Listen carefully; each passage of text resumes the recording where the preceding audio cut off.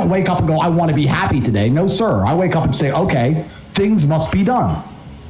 And those things will be completed regardless of how I feel. Regardless of how I feel. You can lock me in a dungeon for an unknown amount of time in Romania, and I will still complete as many push-ups as I can possibly do.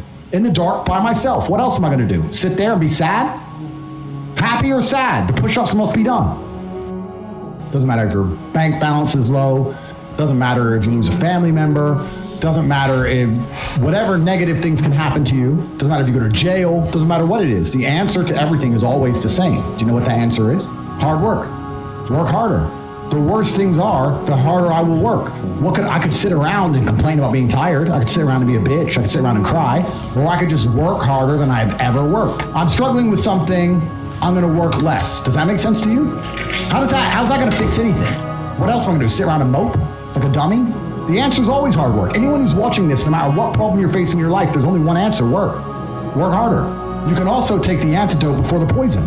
If you're always working as hard as possible, it's actually very difficult for bad things to actually catch up with you. Constantly, as a man, trying to chase happiness as the most destructive thing you can do for your life. Because you can't delay gratification. You can't do anything which is particularly difficult. And the only thing that's going to make you happy quick is cheap happiness. Cheap and easy. Booze, cake, drugs, dumb shit.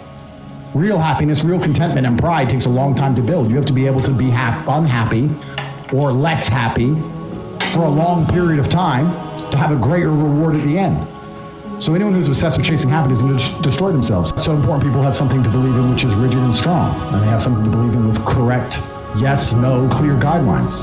This is why it's so important you have certain ideals or certain religious structures which may be deemed intolerant by others, but it's their intolerance in and of itself that makes it have any principle at all. That's what's so important about all of it. Everybody believes in something.